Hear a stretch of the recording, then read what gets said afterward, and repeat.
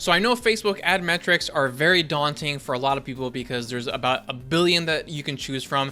And I myself have talked about different metrics on this channel right here, right? I've talked about click-through rates, I've talked about CPM. I even realized that even with those, that can get overwhelming. So if you do find Facebook ad metrics, there is one that I can pretty much guarantee you are not looking at, and it pretty much trumps all metrics because it's a very easy to understand metric, and it will immediately tell you not only what your best performing campaign is, what your best performing ad set is, but also your best performing ad. So this metric is going to save you time and bring you peace of mind. So definitely check this video out and let me know what you think. What's up everybody, Alvaro here from 𝘍𝑒𝐵arrios Digital, and today I'm going to talk to you about a specific Facebook ad metric that I can almost guarantee you are not looking at and you really should start using. And even people that do have a decent amount of knowledge in terms of the different metrics that are important and should be monitored, usually for this one metric that I'm referring to, which I'm going to reveal in just a second, they're still not looking at this metric. So I really do believe it is the most underutilized metric, but at the end of the day, it's one of the most important, if not the most important metric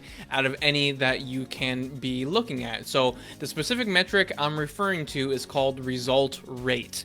Now, it's not one of the default metrics that Facebook gives you, so you have to go in and customize your columns and actually pull the metric yourself, so it won't just self-serve it to you automatically, which is unfortunate. I really think Facebook should be giving it to you automatically, but they don't. But you want to go in there, look for result rate, and pull that. And what the heck is result rate? Well, it's a conversion rate metric, but all the way from the impression level. So typically when we think of conversion rate, we're only thinking about conversion rate of a landing page. So for example, if you have 100 page visitors and 20 people converted on that page, then that means you have a 20% conversion rate. But the result rate, it's a conversion rate metric from the impression level. So it starts all the way at the very beginning of the campaign, which is the first time someone actually even sees your ad, and follows it through to the end.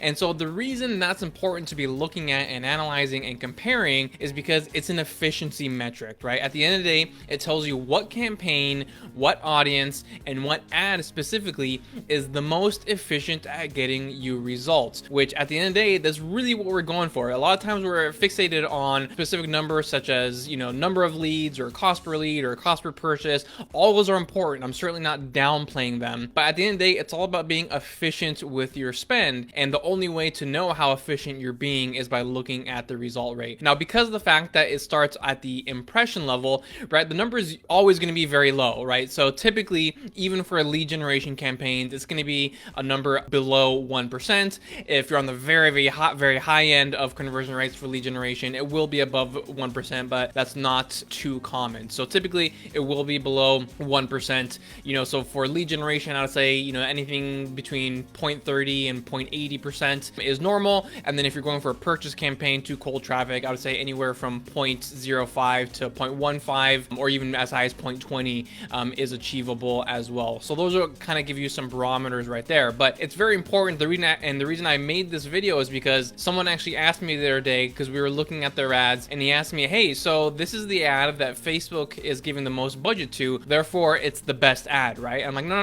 Just because it's giving the most money to this specific ad certainly does not mean that is the best ad. That should be the case, you know, and oftentimes I would say at least 80% of the time the algorithm will do that. It will give it to the best ad or the most budget to the best ad, but you don't want to assume that, right? And so the best way to look at what truly the best ad is look at the result rate. And so you're going to see it. So let's just say it's a lead generation campaign. One ad might have a result rate of 0.75, another of 0.65, and then a third of 0.55. So right there, obviously, you know that the one with 0.75% is the best ad because it's the most efficient at generating conversions all the way from the impression level. Now, sometimes you'll be looking at that, and even the one with the highest result rates may not have the best cost per lead, and that boils down to your CPM. So the CPM, or your cost per 1,000 impressions, will be different for all the ads, even when they're in the same campaign, right? So if you do see a higher cost per result with the better result rate ad, take a look at your CPMs and you'll be able to determine, okay, well, it's higher cost per result because of the CPM. Then you can look at that and see what adjustments you can make to try to lower your CPM. And if you check out my video from a few weeks ago, I actually do provide some suggestions on what you can do to lower the CPM on your ad, because if you see a higher result rate, you know that is the most efficient one.